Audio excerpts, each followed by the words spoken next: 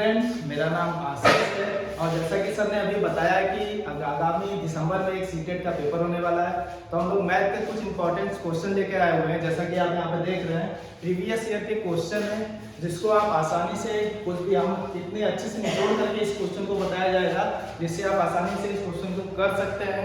बाकी जैसा कि सर ने बताया कि हम कुछ क्वेश्चन जो न्यूमेरिकल बेस होंगे वो मैं कराऊंगा, चाहे फिजियोलॉजी है वो सर कराएंगे। ठीक है, तो स्टार्ट करते हैं। जैसा भी ये क्वेश्चन हम जो कराने जा रहे हैं आपके लिए आगे के लिए बहुत ही आसान हो जाएगा इस पेपर के लिए जो दिसंबर में होने वाला है। ठीक है, तो स्टार्ट करते हैं। सबसे पहले क्वेश्चन नंबर 31 जो मैथमेटिक्स है।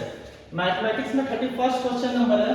इसमें दिया हुआ है how many ways 48 small square of 1 centimeter and 1 centimeter can be arranged so that the resulting area is 48 centimeter square। अब इसको हम हिंदी में भी बोलेंगे क्योंकि हम चाहते हैं कि जो ये वीडियो देखेंगे वो हिंदी इंग्लिश दोनों में देखेंगे।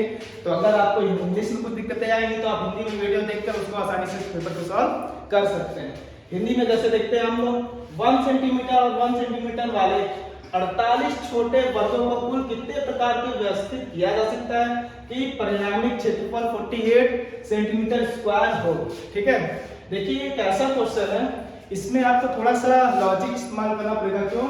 क्योंकि जो 48 छोटे वर्ग हैं, ठीक है, हमारे पास कुछ ऐसे स्क्वायर के फॉर्म में जिनका एरिया होगा लगभग 1 सेंटीमीटर स्क्वायर, यानी कि साइडेड होगी 1 एंड 1 के ऐसे कुल 48 वर्ग होंगे। ठीक है, अब हमें इनको कितने तरीके से अरेंज करना है जिससे इसका एरिया क्या रिड्यूस ना हो, सेम एरिया हमेशा बना रहे। ठीक है, तो इसके लिए हम क्या करेंगे, पहले 48 को हम चेक करेंगे कि हम इसको कैसे कैसे अरेंज कर सकते हैं। ठीक है, इसका रिजल्टेंट एरिया हमेशा देखेंगे आप 1 सेंटीमीटर स्क्वायर होगा 1 × 1, क्योंकि आपको पता है वर्ग का फॉर्मूला क्या होता है एरिया का, एरिया आपका साइड का स्क्वायर। ठीक है, यहां से हमने इसकी दोनों के साइड को किया मल्टीप्लाई और हमें मिल गया 1 सेंटीमीटर का स्क्वायर, यानी कि हमारे पास 1 मिनिमम में 1 सेंटीमीटर का स्क्वायर हमेशा रहेगा। ठीक है, अब इसके बाद 48 सेंटीमीटर स्क्वायर का हमें एरिया चाहिए, तो हम इसमें क्या करेंगे 48 से मल्टीप्लाई। ठीक है, यानी कि मिनिमम एरिया हमारा होगा 1 सेंटीमीटर स्क्वायर और इसको 48 से मल्टीप्लाई करेंगे तो हमारा हो जाएगा 48 सेंटीमीटर स्क्वायर। ठीक है,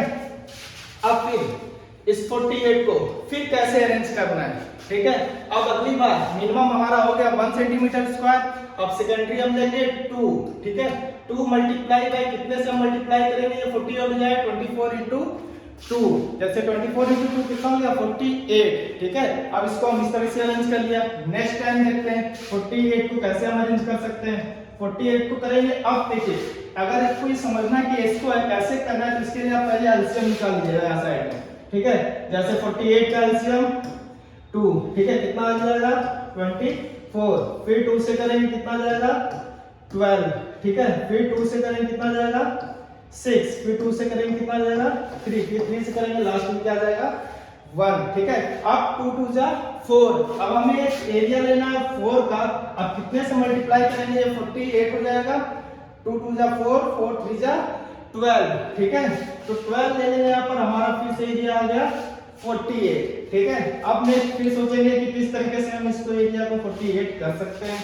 ठीक है, अब 2 × 2 = 4, 4 × 2 = 8। ठीक है, अब यहाँ पर ले लेंगे हम लोग कौन सी पॉसिबिलिटी 8। ठीक है, बचा हुआ कितना 3 × 2 = 6। ठीक, अब ये हमारा हो गया 6, 8 × 48। ठीक है, अब नेक्स्ट पॉसिबिलिटी देखते हैं, क्या कोई पॉसिबिलिटी बन सकती है 48 की। देखिए 2 × 2 = 4, 4 × 2 = 8, 8 × 2 = 16, 16 × 3। ठीक है, 16 × 3 कितना हो जाएगा 48।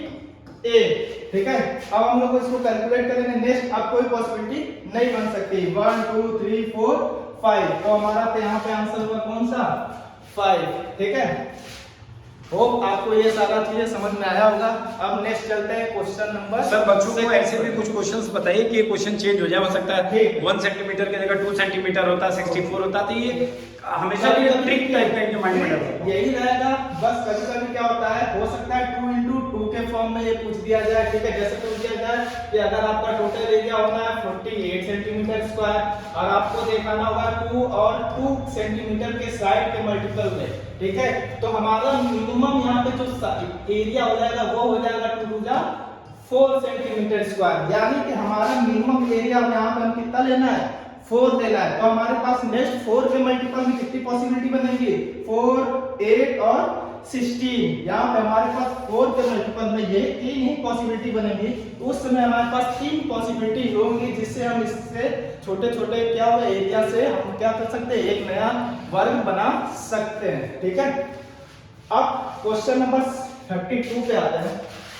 सबसे पहले इसको हम क्लियर कर लेंगे। ठीक है, क्वेश्चन नंबर 32 एक बार इंग्लिश में पढ़ते हैं। In school assembly student of a class are standing in a line. ठीक है, row is 19 from the board and how many student are present in that class. इस क्वेश्चन में कहा गया है कि जो विद्यार्थी हैं विद्यालय में एक समूह में इनको खड़ा किया गया है। ठीक है, स्टार्टिंग से ये 19 पोजीशन पे है। ठीक है, और लास्ट से भी ये 19 पोजीशन पे है। ठीक है, लास्ट से भी 19 पोजीशन पे है। और आपसे पूछा गया है कि जो इस कक्षा में कुल कितने छात्र होंगे वो आपको बताने होंगे उपस्थित। ठीक है, यहाँ से 19 है तो टोटल हो गया 19 और इधर से भी 19 है इधर से भी 19, 99 कितना हो जाएगा 38। बट आप देख रहे हो कि जो 19 पोजीशन में जो छात्र है वो 2 बार एडिशन में कैलकुलेट हो रहा है। ठीक है, तो इस कंडीशन में हम क्या करते हैं एक उसमें से हमेशा माइनस कर देते हैं क्योंकि ये रिपीटेड छात्र है। जब आगे से कैलकुलेट कर दिया तो ये भी कैलकुलेट हो गया, जब पीछे से इसको कैलकुलेट किया तो ये भी छात्र कैलकुलेट हो गया। ठीक है, तब इसमें से एक छात्र को यहाँ से माइनस कर देंगे, हमारा आ जाएगा आंसर 37। लोग क्या करते हैं यहीं पे थोड़ा सा गड़बड़ी हो जाती है क्योंकि आगे से जब कैलकुलेट करते हैं पीछे से कैलकुलेट करते हैं तो बीच वाला जो छात्र होता है डबल कैलकुलेशन की वजह से आंसर हमारा चेंज हो जाता है। तो हमेशा हमेशा बीच में यही ध्यान रखना होगा कि ये दोनों कैलकुलेशन एक मिक्स ना हो। ठीक है, हमेशा कोई भी क्वेश्चन हो हमेशा उसमें से एक माइनस करना है। ये रूल एक तरीके से आप समझ लीजिए मैथ में कि जितना भी कैलकुलेशन आएगा उसमें से हमेशा क्या करना है एक माइनस करना है। ठीक है, ये हो जाएगा आपका 37। ठीक है, होप आपको ये समझ में आया होगा ये क्वेश्चन। अब नेक्स्ट क्वेश्चन समझते हैं 33 पर। इससे पहले हम इसको इरेज कर लेते हैं। क्वेश्चन नंबर 33, अस्मिता विद्यालय की गोष्ठी में 8:30 बजे से 15 मिनट पहले पहुंची। ठीक है, और आगे पढ़ते हैं। वह अपने सहकर्मी से आधा घंटा पहले पहुंची जो कि गोष्ठी के लिए 40 मिनट की देरी से पहुंचा। गोष्ठी का निर्धारण समय क्या था। ठीक है, एक स्कूल में गोष्ठी हुई थी यानी कि मीटिंग्स थी। ठीक है, उसमें अस्मिता विद्यालय में 8:30 बजे पहुंची। टाइमिंग 8:30 दी गई है, हमको उसमें बोला कि उससे 15 मिनट पहले वो गोष्ठी में पहुंची। तो हमारा जो अस्मिता की टाइमिंग थी विद्यालय पहुंचने के लिए कितनी थी 8:30 AM में से हम 15 मिनट माइनस कर देंगे तो बच जाएगा हमारा 8:15 AM।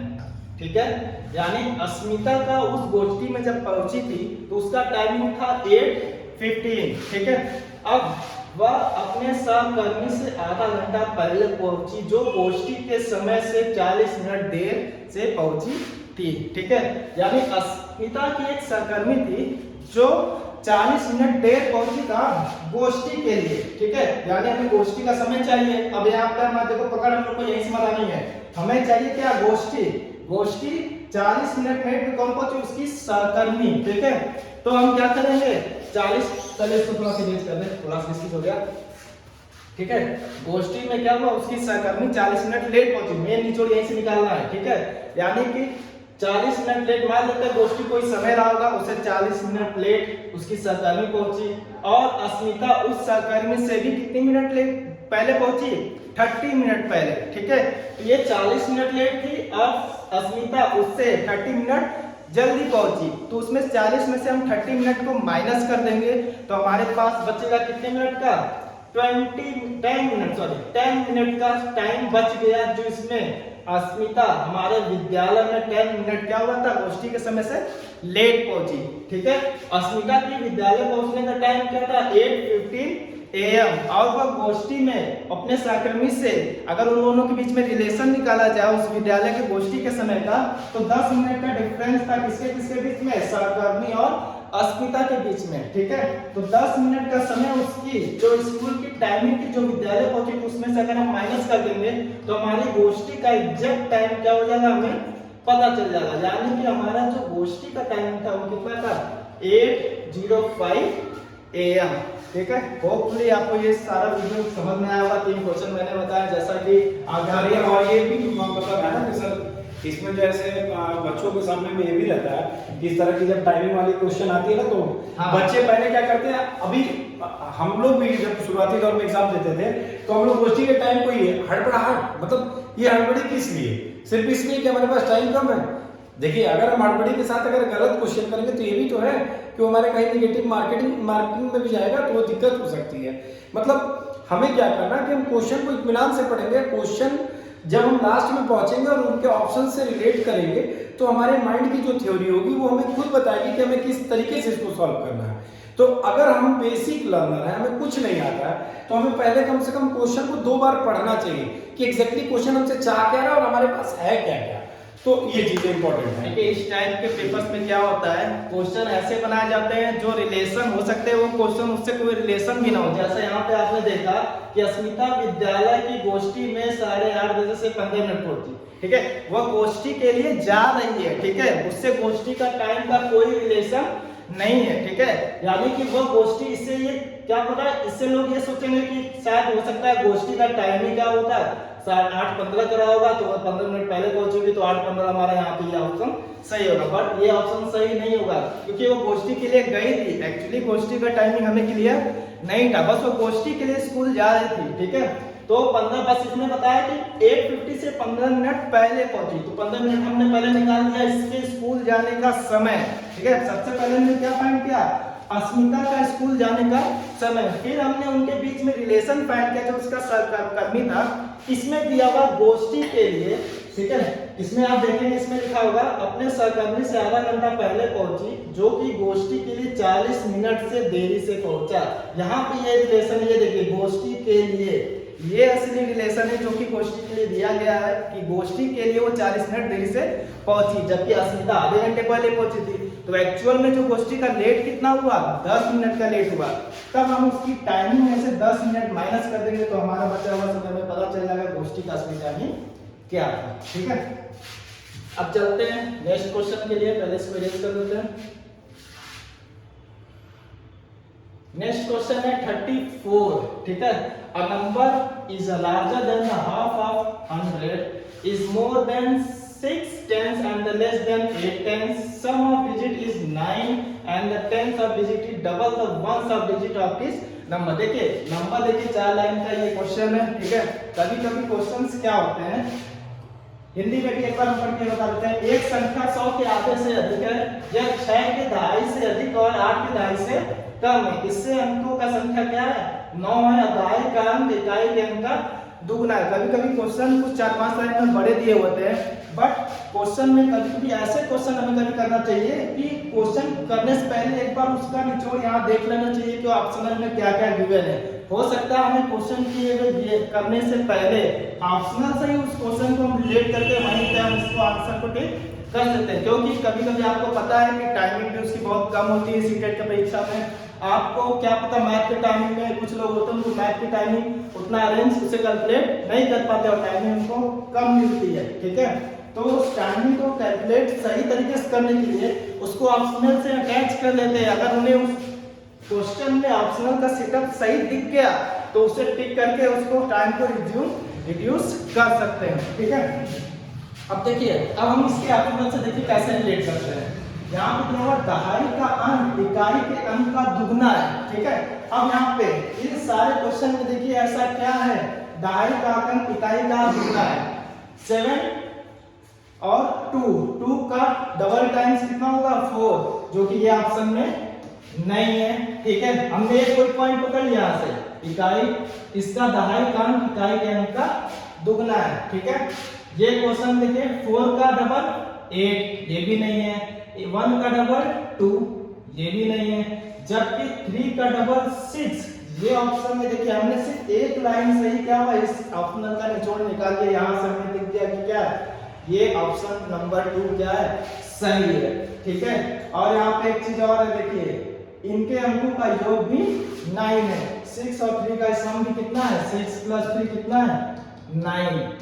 हमने दो आपने लाइन उठाई, दोनों लाइन से हमने इसका निचोड़ निकाल लिया, ये सही। दोनों पूरा क्वेश्चन सॉल्व करने है। कभी कभी ऐसा क्वेश्चन आएगा कि आप एक ही लाइन से उसका ऑप्शनल का निचोड़ निकाल देंगे तो आपको पूरा क्वेश्चन करने का समय कोई दिक्कत जरूरी नहीं है। क्यों? इससे आप टाइम को रिड्यूस कर सकते हैं। जितना मैथ में आप टाइम को रिड्यूस करेंगे उतने अच्छे से आप ज्यादा से ज्यादा क्वेश्चन को अटेम्प्ट कर पाएंगे। ठीक है, अब इसको इरेज करते हैं।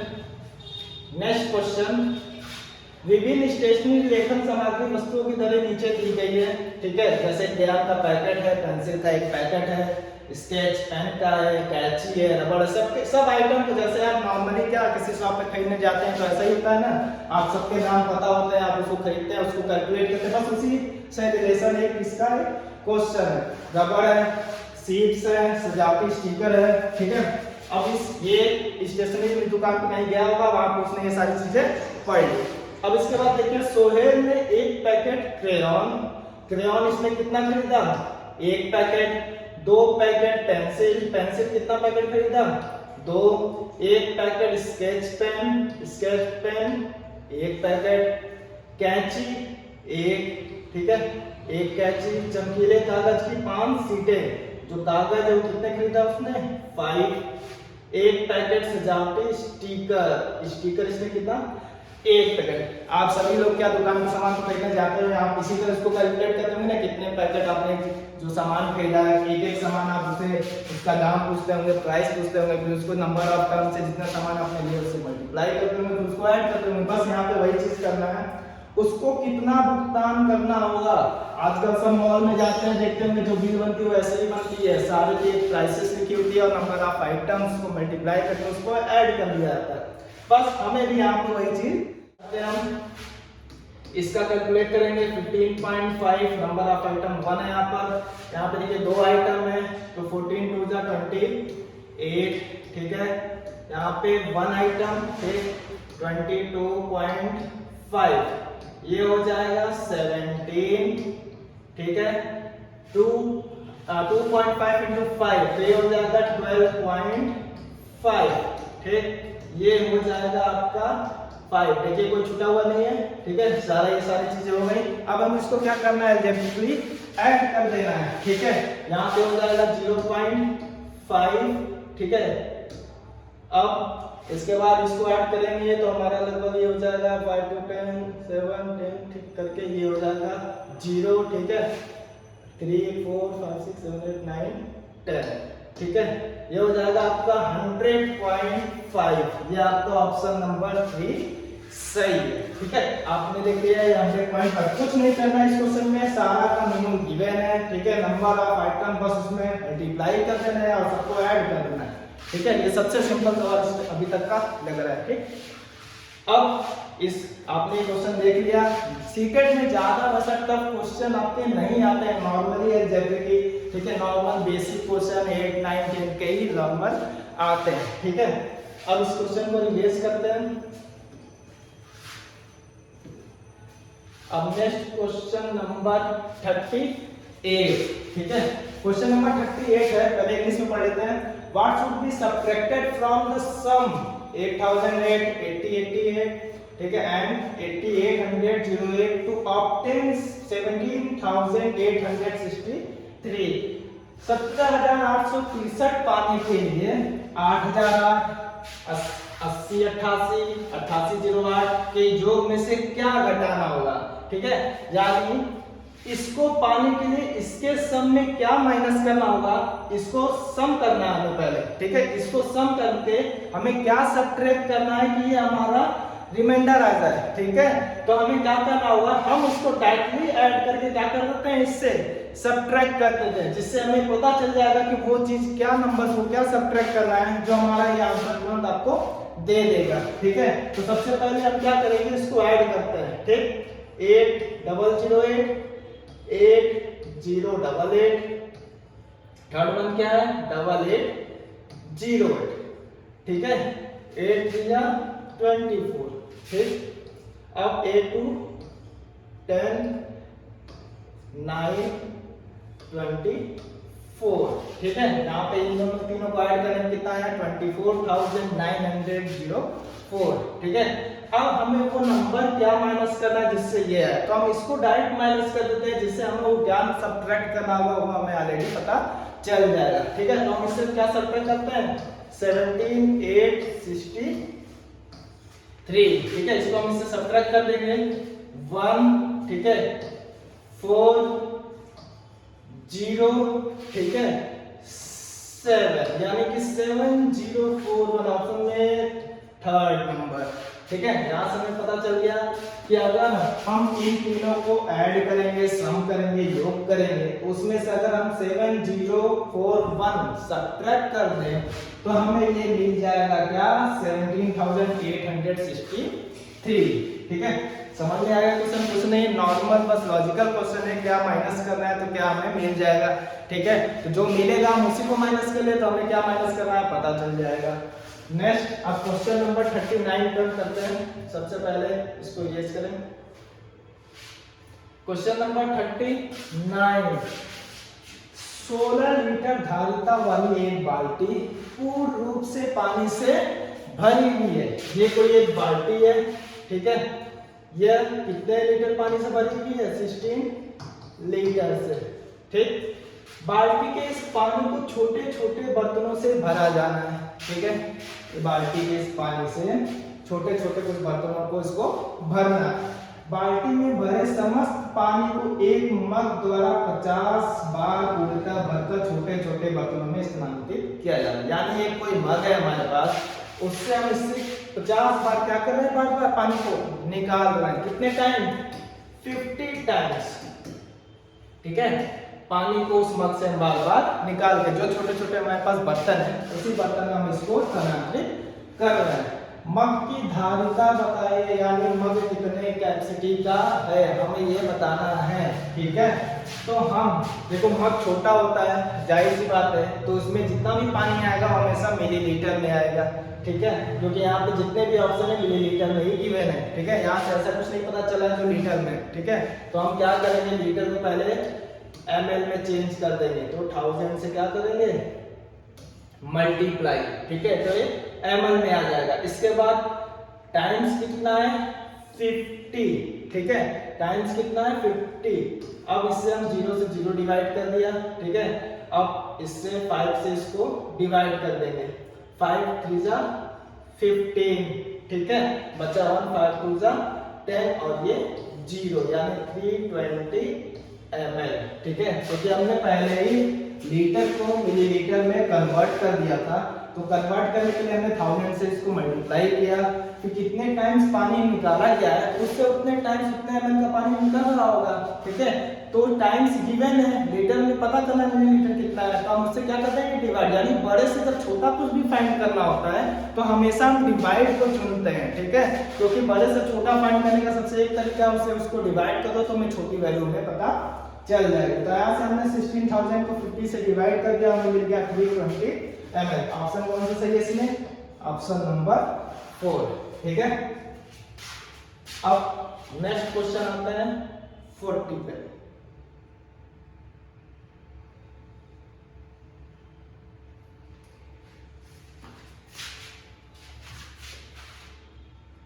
उल्टा अरेंज हो गया था शायद, चलिए कोई नहीं। 36 नंबर 36 थोड़ा सा लग रहा है अरेंजमेंट, हाँ स्लाइड हो गया, कोई नहीं। नीचे हो गया, कोई बात नहीं। अब क्वेश्चन नंबर 36 पे आते हैं। एक रेलगाड़ी पटना से 30 मई 2020 को 23:40 यानी 24 आवर में कैलकुलेशन है इसका, 23:40 मतलब रात के 11:40 पर घंटे पर चलना स्टार्ट करती है, ठीक है। यानी कब स्टार्ट होती है 30 मई को, ठीक है। कितने बजे 23:40, इस तरह आप लिख लीजिएगा। जब 23:40 लिख गया तो एमपीएम लिखने की कोई जरूरत नहीं, 24 आवर में। और मुंबई 1 जून 2020 को 5:15 पर घंटे पर पहुंचती है, यानी ये टाइमिंग दिया हुआ 5 घंटे का, ठीक है। मुंबई कब ये पहुंच रही है 1 जून, ठीक है।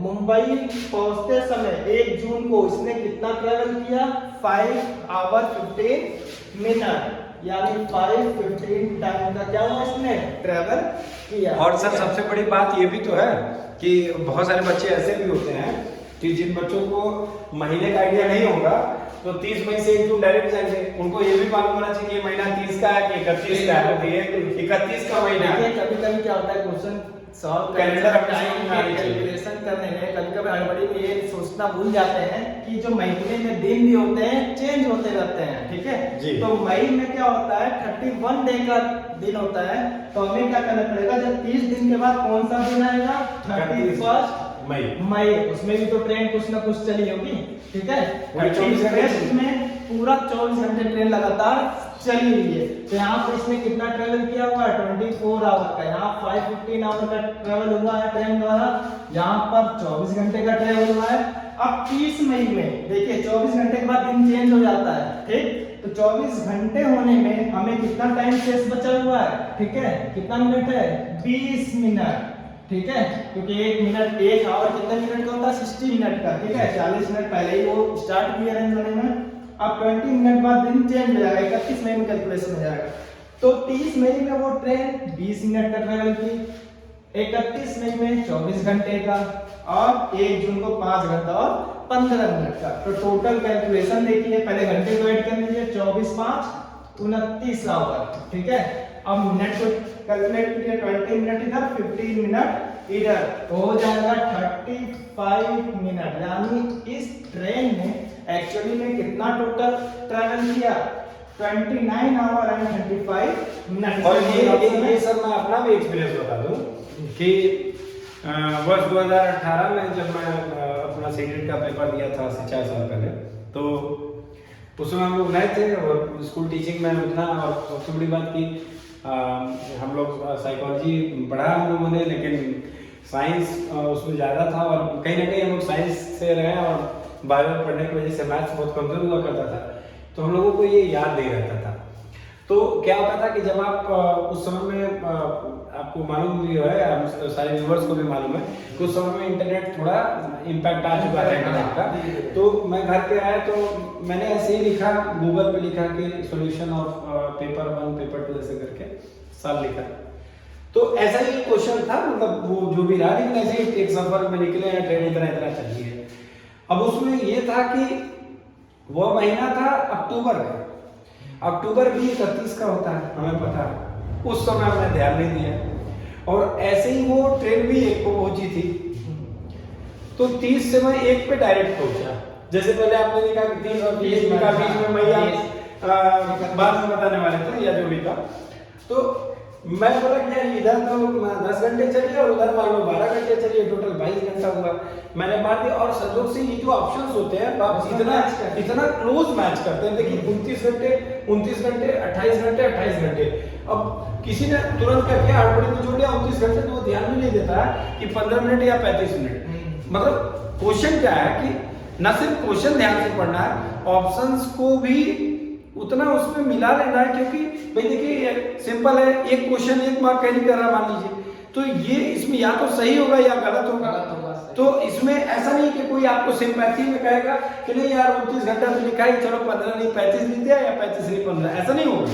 इसलिए हमें बहुत बारीकी से मैथ्स के क्वेश्चंस को देखना है और हर बार क्वेश्चंस को हम, क्योंकि मेरा जो है मनोविज्ञान है, मैं आपको मनोवैज्ञानिक तरीका बताता हूँ कि किसी चीज को, अब जैसे इस तरह के क्वेश्चंस हैं और अगर एक रेलवे के टीटी के पास रख दिया जाए, तो रेलवे के टीटी रात दिन ट्रेन में रहते हैं, उनका काम है कि ट्रेन के साथ वो ट्रेवल करते रहते हैं, तो उसको वो इतना सॉल्व नहीं करेंगे, वो डायरेक्ट बताएंगे क्योंकि वो उनका रूटीन है।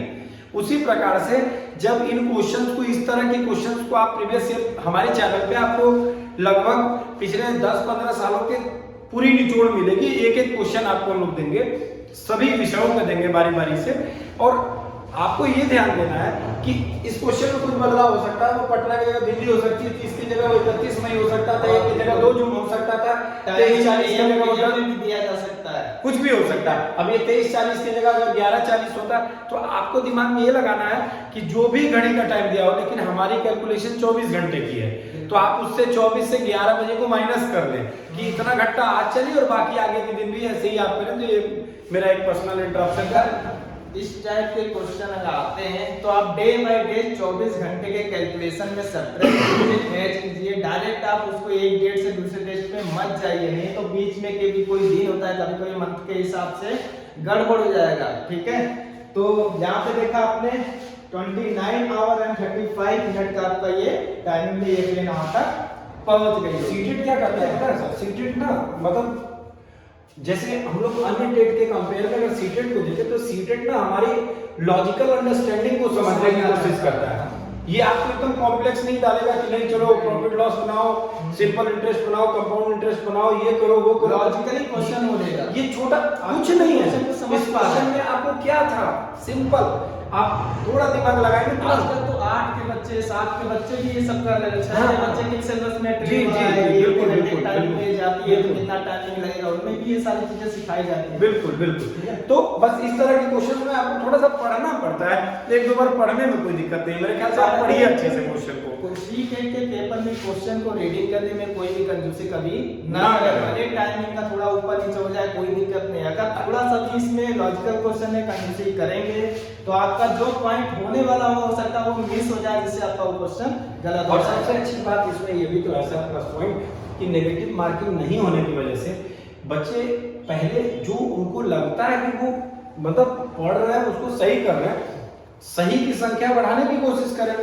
जो हमें नहीं आ रहा लास्ट में हमारे पास तुक्का पार्ट है तो हम तुक्का मारेंगे, लेकिन कम से कम जो चीज सही हम कर सकते हैं उसमें हम हड़बड़ाहट का शिकार ना बने। और ये गलती सब करते हैं। होने से ये फायदा होता है कि लोग क्वेश्चन को लॉजिकली अच्छे से पढ़ते हैं। ना होने की वजह से रफ आइडिया में पढ़ा कर दिया, चलो गलत होगा कोई दिक्कत नहीं, नंबर तो कटेंगे। हाँ। तो ये ऐसा काम कभी नहीं करना है। क्वेश्चन नेगेटिव मार्किंग हो या ना हो, केयरफुली उसको अच्छे से रीड कीजिए लाइन बाय लाइन। टाइमिंग भले ही क्या हो थोड़ा सा लेट जाए कोई दिक्कत नहीं है, ठीक है, गलत नहीं होना चाहिए।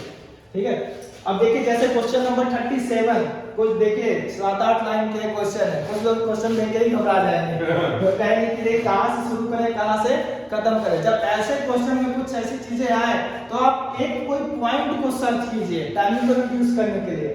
जैसे यहाँ पर देखिए, यदि इकाई का अंक स्थान अंक सबसे बड़ी वाली एक अंक वाली विषम संख्या है, तो यदि इकाई स्थान का अंक, इकाई मतलब जो सबसे लीस्ट प्लेस पे होगा, ठीक है, वह बड़ी अंक वाली विषम संख्या है। विषम संख्या सबसे बड़ी है, एक अंक की सबसे बड़ी सर इकाई दहाई सेकंड वाला कॉन्सेप्ट भी बताइए हमारे व्यूअर्स को। नहीं तो कुछ लोग ऐसे भी होंगे कि जिनको इकाई दहाई नहीं पता होगा। सर ये देखिए मैं बिल्कुल मैथ्स का लर्नर नहीं हूं, लेकिन मैंने याद किया होगा। देखिए मान लीजिए हमारे पास ये 1 2 3 4 5 लिखा हुआ है। इकाई, अब जिनको मैथ्स नहीं आती इकाई वो एक से ही समझने लगेंगे, ऐसा नहीं होता है। तो ये देखिए हम लोग हमेशा क्या करते हैं, राइट टू लेफ्ट जाते हैं, राइट से लेफ्ट की तरफ, मतलब दाहिने से बाएं की तरफ। ये पहला संख्या है, ये पहली संख्या को हमने कहा इकाई, ये इकाई हो गया। इसके बाद ये दूसरे स्थान पे आया, ये दहाई है, दहाई यानी 10। अब दहाई का इंग्लिश इकाई का नाम वंस होता है, वंस। इसका टेंस, टेंस क्यों? क्योंकि ये दो संख्याएं हैं, तो 10 से 10 की मल्टीप्लाई करेंगे तो ये आएगा, मतलब 10 का मल्टीपल है। अब ये देखिए ये आपका हो गया 100। ये सेकंड कहता है, इसको हम लोग हिंदी में कहते हैं इकाई दहाई सैकड़ा।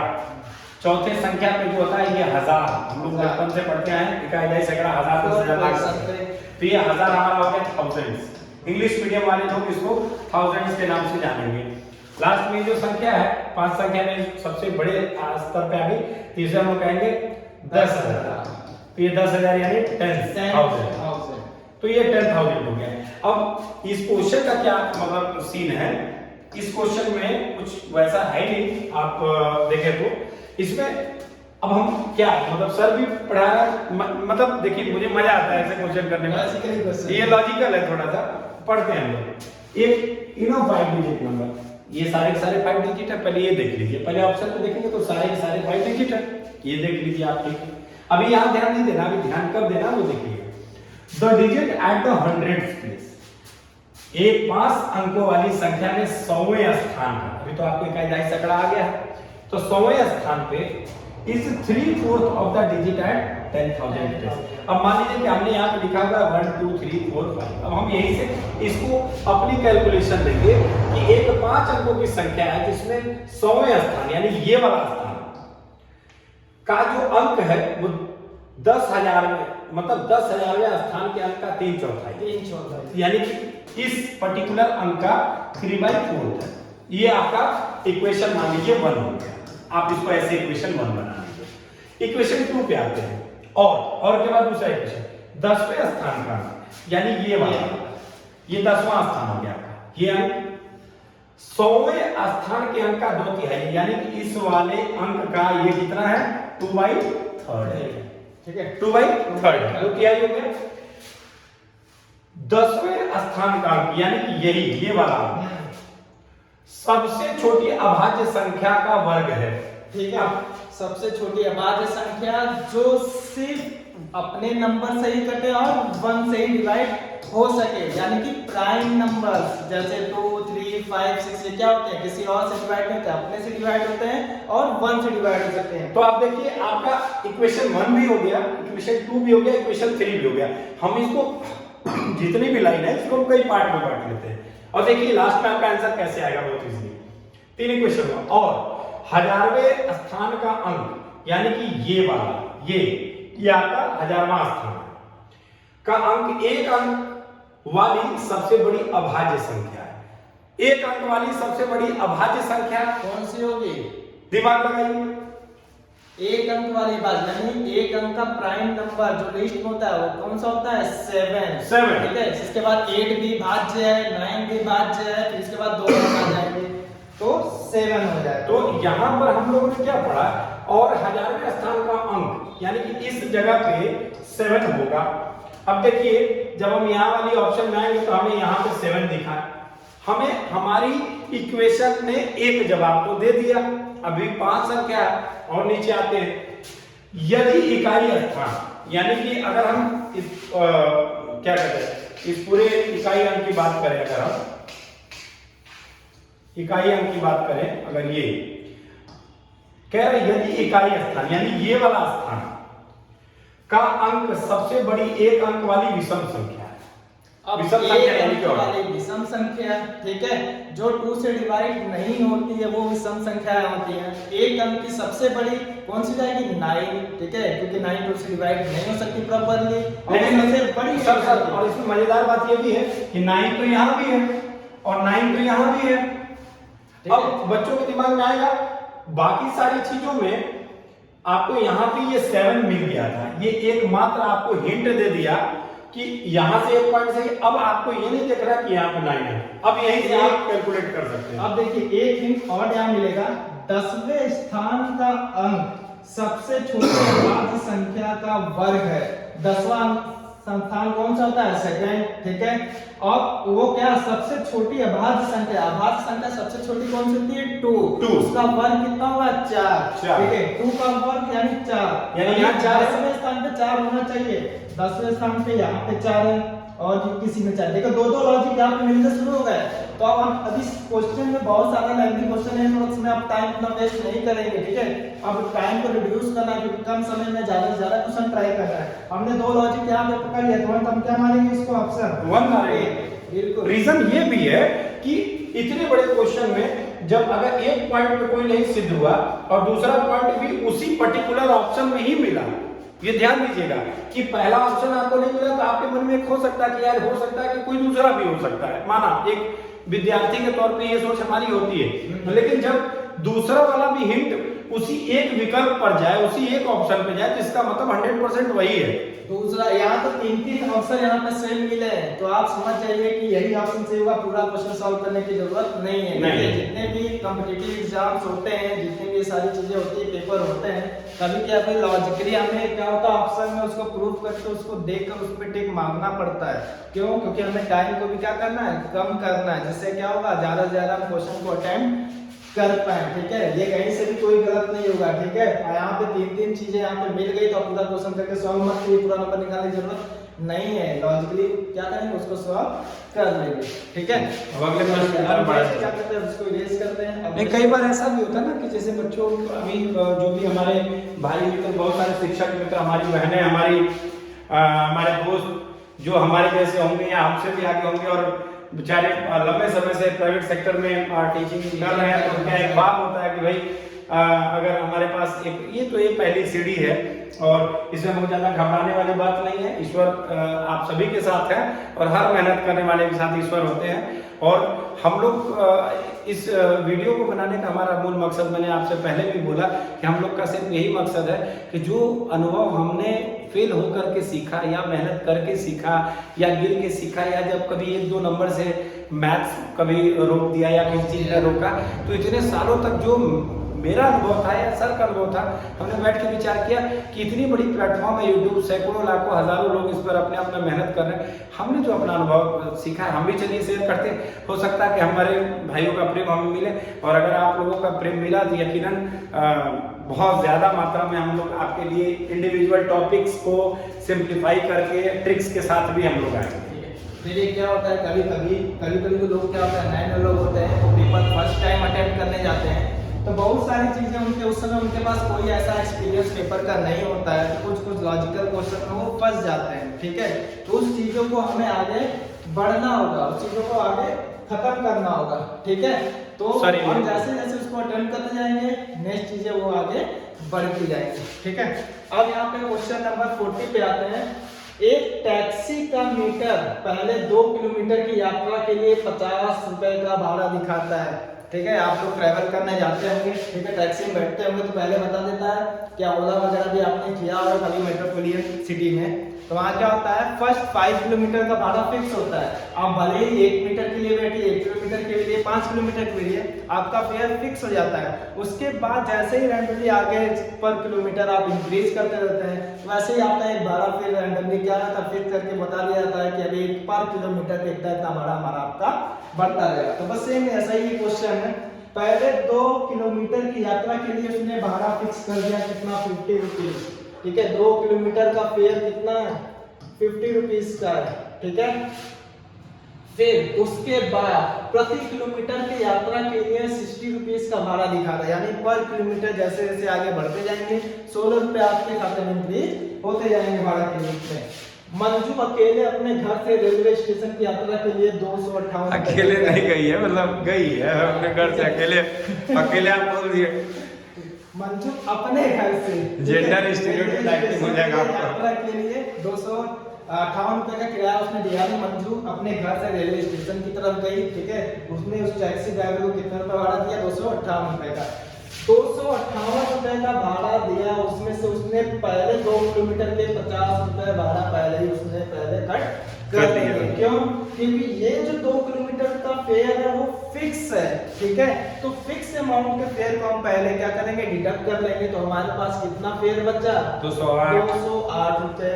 ठीक है, अब उस फेयर में पर किलोमीटर का भाड़ा कितना है, 16 रुपीज है, यानी हर पार्ट में हम क्या करेंगे, 16 रुपीज बढ़ाते जाएंगे। तो हम डायरेक्ट क्या करेंगे, मैंने पहले ही बताया था, जब बड़े से छोटे फेयर के लिए, छोटे बात के लिए हमें कुछ जानना होता है तो हम हमेशा क्या करते हैं, डिवाइड करते हैं। तो हम 16 रुपीज से यहाँ क्या कर देंगे, इसको डिवाइड कर देंगे। ठीक है, 16 1 टाइम में जाएगा, कितना हो जाएगा, 16 कितना बचेगा, 4, और 3 टाइम में 48, 3 टाइम में हो जाएगा 48। तो आंसर इसका 13 है ना, आंसर 13 नहीं होगा, 13 किलोमीटर तो ये फेयर जो पर किलोमीटर का जो यूज हुआ है उसका है, प्लस 2 किलोमीटर इसने एडवांस पहले से भी तो दे रखा है, यानी फिक्स भी तो किलोमीटर कर रखा है, तो 13 प्लस 2 यानी कि 15 किलोमीटर प्लस 2 ये हो जाएगा, सही है, 15 किलोमीटर, यानी कि हमारा ऑप्शन ठीक है। यही गड़बड़ हो जाता है। हाँ, 13 भी ऑप्शन में था, 13 भी ऑप्शन में था, तो लोगों को लगता है कि यार 13 नहीं होगा। क्यों 13 नहीं होगा,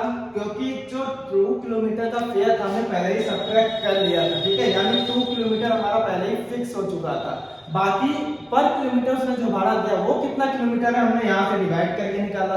ठीक है, पर किलोमीटर 13 किलोमीटर और 2 किलोमीटर जो एडवांस में बुकिंग थी वो दोनों को ऐड करके हमारा 15 किलोमीटर ये हो जाएगा। अब देखिए 41 से जो क्वेश्चन है वो पीडियोलॉजी के क्वेश्चन है। मनोविज्ञान मनोविज्ञान की भाषा में आपको सारी चीजें समझाएंगे, ये मनोविज्ञान के हिसाब से समझाऊंगा जी। मनोविज्ञान विज्ञान के थ्रू कैसे हम आगे के क्वेश्चन को बिना फंसे कर सकते हैं, क्योंकि मनोविज्ञान में क्या होता है, क्वेश्चन के जो ऑप्शन होते हैं उसमें कई पार्ट होते हैं, ऐसा लगता है कि ये भी सही हो सकता है, हाँ, ये भी सही है, हो सकता है, ये भी सही हो सकता है। अब उसमें से कैसे डिफरेंशिएट करेंगे कि कौन सा क्वेश्चन कब सही करना है, कौन सा क्वेश्चन नहीं सही करना है, उसके लिए आपको प्रॉपर्ली जो पहले से हम कहते आए क्वेश्चन को रीड पूरा केयरफुली उसको पढ़िए अच्छे से, और थ्योरीज के आधार पर, इस पे सिद्धांतों के आधार पर उनके हिसाब से समझिए कि कैसे प्रथम चरण में क्या होता है, द्वितीय चरण में क्या होना चाहिए, तृतीय चरण में क्या होना चाहिए, तब उसके आंसर को टिक कीजिए। तो आइए सुमित सर बताइए आगे वीडियोलॉजी को कैसे सॉल्व करेंगे। नमस्कार, विज्ञान के ज्ञान में आपका स्वागत।